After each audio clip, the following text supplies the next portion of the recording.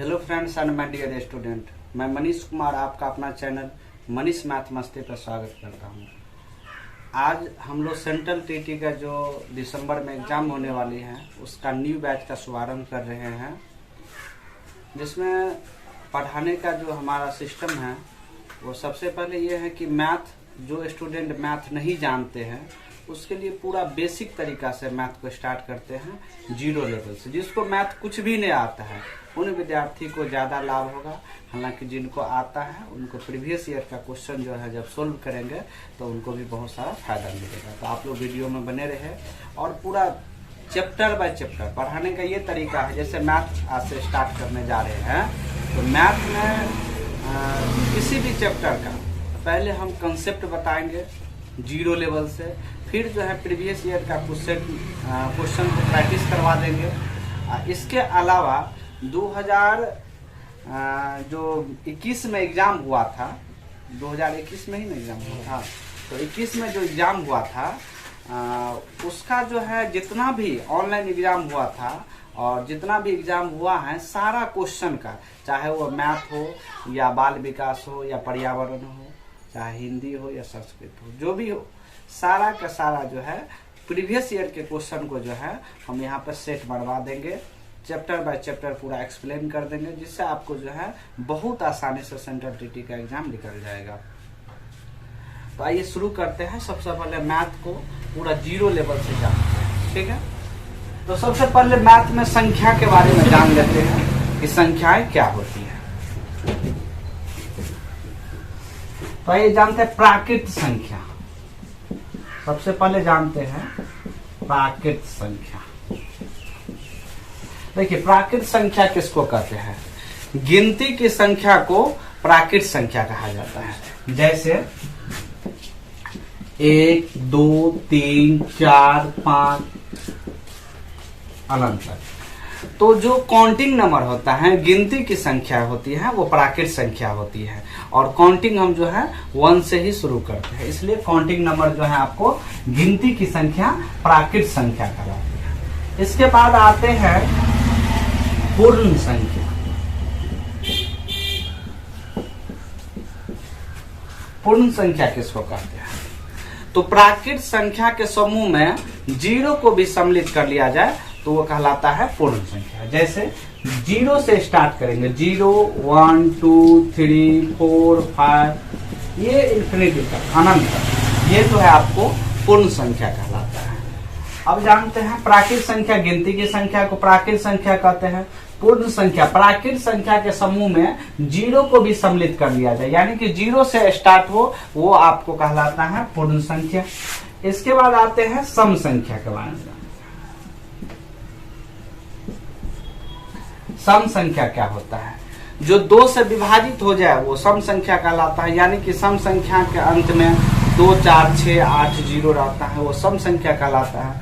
यानी जो 2 से विभाजित हो जाए वो सम संख्या कहलाता है। यानी कि जैसे 2 सम संख्या है, 4 सम संख्या है, 6 सम संख्या है, 8 सम संख्या है, 10 सम संख्या है, 16 सम संख्या है, जो 2 से विभाजित हो जाए वो जो है सम संख्या कहलाता है। अब होता है विषम संख्या। पूरा जीरो लेवल से जानते हैं, इस संख्या के बारे में पहले जान लेते हैं, इसके बाद जो है आगे बढ़ेंगे। अब विषम संख्या जो 2 से विभाजित नहीं हो, विषम संख्या आप परिभाषा लिख सकते हैं, हम जो बोल रहे हैं आप लिख सकते हैं, क्योंकि कम समय में आपका फुल्ली जो है डिटेल से कोर्स पूरा जो है हम कंप्लीट कर देंगे। इसके लिए छोटा छोटा चीज को जो है आप नोट कर लीजिएगा। विषम संख्या मतलब जो 2 से विभाजित नहीं हो, विषम संख्या कहलाता है। जैसे 3 5 7, ठीक है, ये विषम संख्या है, ठीक है। जो 2 से विभाजित ना हो वो विषम संख्या कहलाता है। अब आते हैं सम संख्या को विषम संख्या। अब आते हैं भाज्य संख्या।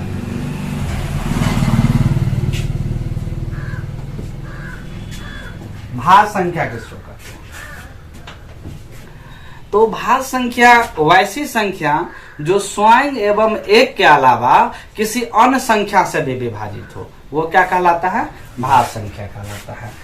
तो वैसी संख्या जो स्वयं एवं एक के अलावा किसी अन्य से भी विभाजित हो। जैसे देखिए 4, देखिए 4 एग्जाम्पल में लेते हैं।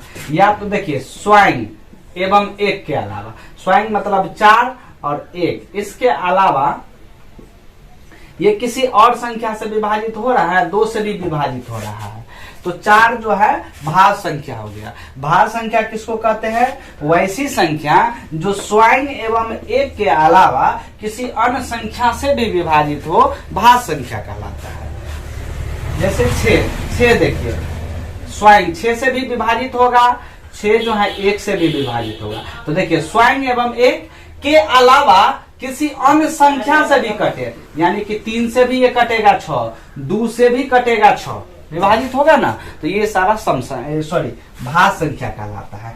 अर्थात अपना भाषा में ऐसे याद रखिएगा, भाज्य संख्या जो कम से कम 3 गो संख्या से विभाजित हो, जो कम से कम 3 संख्या से विभाजित हो, वो भाज्य संख्या कहलाता है। जैसे 9 देखिए, 9 1 से भी कटेगा, 3 से भी कटेगा और 9 9 से कटेगा।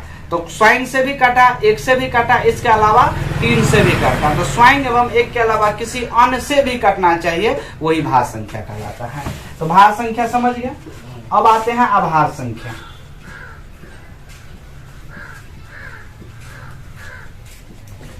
देखिए अभाज्य संख्या वैसी संख्या जो स्वयं एवं 1 के अलावा किसी अन्य संख्या से विभाजित न हो, वही क्या कहलाता है? अभाज्य संख्या। जैसे 2 देखिए, या तो स्वयं से ही कटेगा, 2 से कटेगा, या 1 से ही कटेगा, या तो स्वयं से विभाजित होगा या 1 से विभाजित होगा, इसके अलावा किसी भी संख्या से विभाजित नहीं होगा, यही अभाज्य संख्या कहलाता है। जैसे 3 को ले लेता है, या तो 3 से विभाजित होगा या 1 से विभाजित होगा।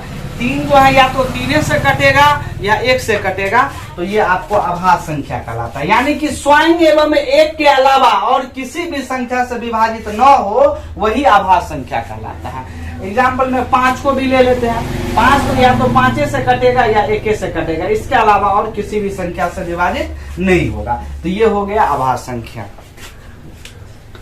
आगे जान लेते हैं। ये सब आप लोग जो है लिख लीजिएगा, नोट कर, जब हम बोल रहे हैं तब ये जो है पहले एक बार वीडियो देख लीजिए, दूसरी बार में जो है आप जो है इसको नोट करते चलिएगा।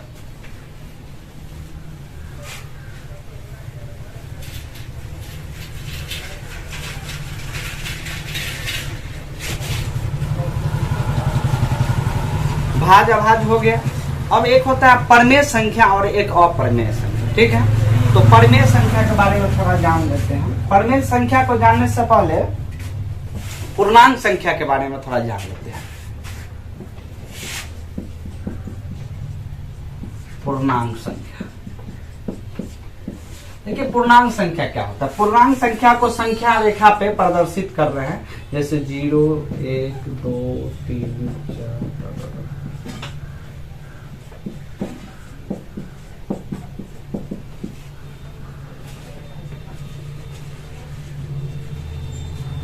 अब देखिए ये पूर्णांक संख्या का है, यानी कि पूर्णांक संख्या को संख्या रेखा पे प्रदर्शित कर दिए हैं।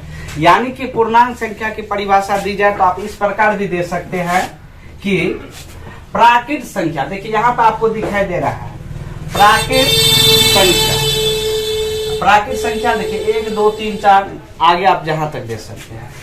यहां से देखिएगा तो ये भी प्राकृत संख्या है, लेकिन ये ऋणात्मक है, ठीक है, और 0 है। तो आप ऐसे कह सकते हैं कि प्राकृत संख्या, ऐसे बोल सकते हैं कि धनात्मक संख्या और ऋणात्मक संख्या, ठीक है। नहीं तो ऐसे बोले धनात्मक प्राकृत संख्या और ऋणात्मक प्राकृत संख्या। धनात्मक प्राकृत संख्या और ऋणात्मक प्राकृत संख्या के समूह में 0 को भी मिला लिया जाए तो देखिए ये धनात्मक प्राकृत संख्या होंगे 1 2 3 4 5, आगे जहां तक आप ले सकते हैं। इधर देखिए 1 2 3 4 5 माइनस निगेटिव है ये, यानी कि ऋणात्मक संख्या है, ये धनात्मक संख्या है लेकिन है प्राकृत संख्या। तो धनात्मक प्राकृत संख्या और ऋणात्मक प्राकृत संख्या के समूह में 0 को भी मिला ले तो वही कहलाता है आपको पूर्णांक संख्या। यानी कि पूर्णांक माइनस वाला भी पूर्णांक हो, जैसे -1 क्या है पूर्णांक है, 5 क्या है पूर्णांक है, ऑल नंबर जो पूर्णांक कहलाता है पूर्णांक के अंतर्गत आ जाएगा। जैसे 7 क्या है तो पूर्णांक संख्या है। तो समझ गए पूर्णांक संख्या। चलिए आगे बढ़ते हैं। भाज्य अभाज्य समझ गए, पूर्णांक संख्या समझ गए। अब जानते हैं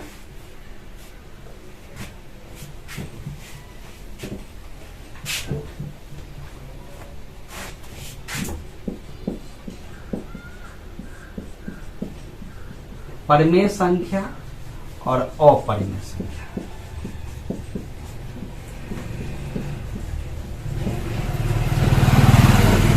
देखिए परिमेय संख्या क्या होता है और अपरिमेय संख्या क्या होता है, ध्यान से सुनिएगा।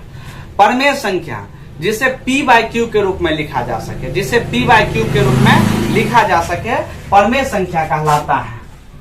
लेकिन जिसे p बाई क्यू के रूप में लिखा जा सके परिमेय संख्या, लेकिन q बराबर नोट जीरो, q के जगह पे आप जीरो को नहीं रख सकते हैं।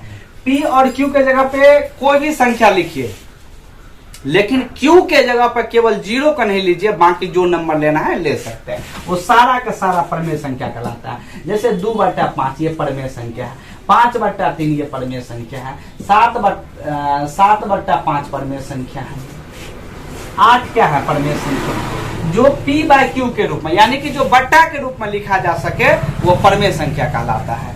एग्जाम्पल में आप ऐसे भी ले सकते हैं, देखिए √4 ये भी परिमेय संख्या। क्यों? √4 का 4 का वर्गमूल होता है 2 और 2 के बट्टा में नहीं कुछ है तो 1 है, तो 2/1 के रूप में p बाई क्यू के रूप में लिख सकते हैं, तो ये हो गया परिमेय संख्या।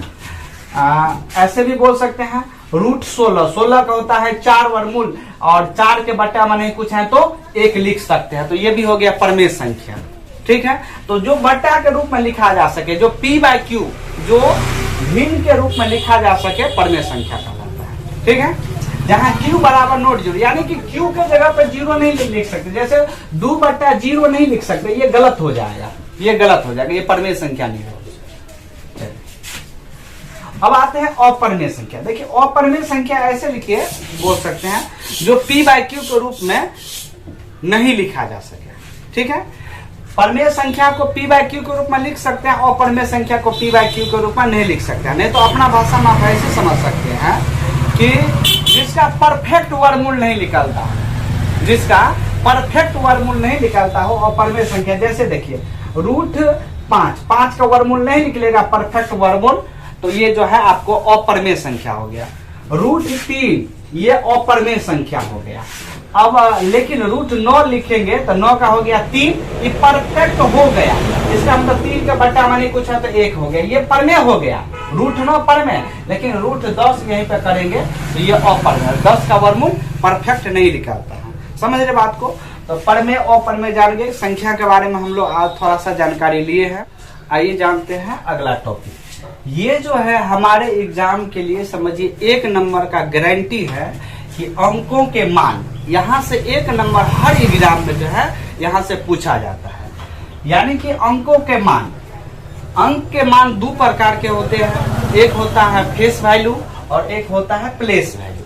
फेस वैल्यू मतलब होता है वास्तविक मान, या वास्तविक के मान को जातीय मान भी बोल सकते हैं या अंकीय मान भी बोल सकते हैं। ये तीनों एक ही नाम हुआ जिसका इंग्लिश होता है फेस वैल्यू। एक होता है आपको फेस वैल्यू पूछता है और एक एग्जाम में पूछता है प्लेस वैल्यू यानी कि स्थानीय मान। यहाँ से 1 नंबर की पूरी गारंटी है कि 1 नंबर आपको यहाँ से पूछेगा। तो यहाँ पे हम कहेंगे, एग्जाम्पल लिख लेते हैं कि 2569, इसका जो है इसमें 5 का स्थानीय मान क्या होगा? तो 5 का स्थानीय मान देखिए, 5 का वास्तविक मान यानी कि फेस वैल्यू क्या होगा?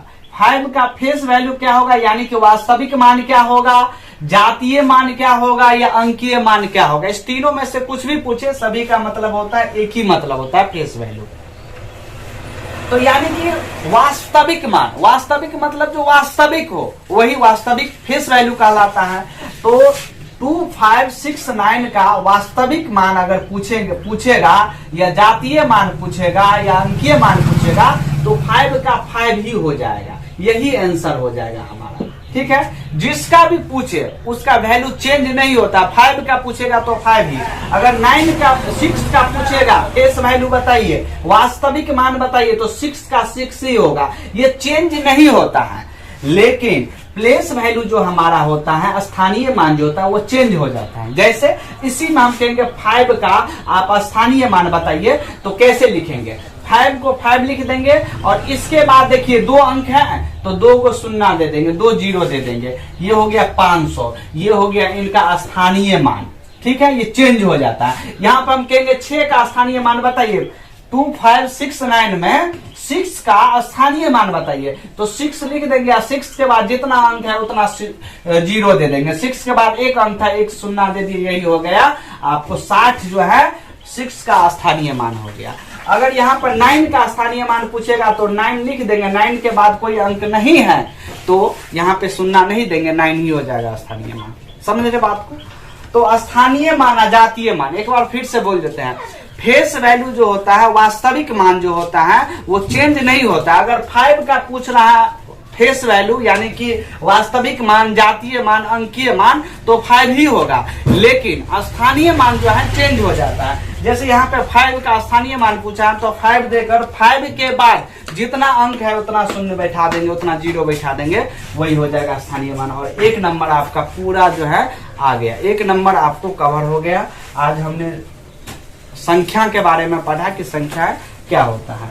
इससे अगला क्लास में हम लोग जानेंगे। और आप लोग जो है नोट बनाना शुरू कीजिए और जैसे जैसे पढ़ाते हैं आप कॉपी में नोट डाउन करना शुरू किया। हमारा जो है प्रत्येक दिन जो है वीडियो अपलोड हो जाएगा। टाइमली मैथ का जो है वीडियो अपलोड करेंगे। अब बाकी ऑल सब्जेक्ट का भी करेंगे धीरे धीरे। आज जो है बैच स्टार्ट ही हुआ है।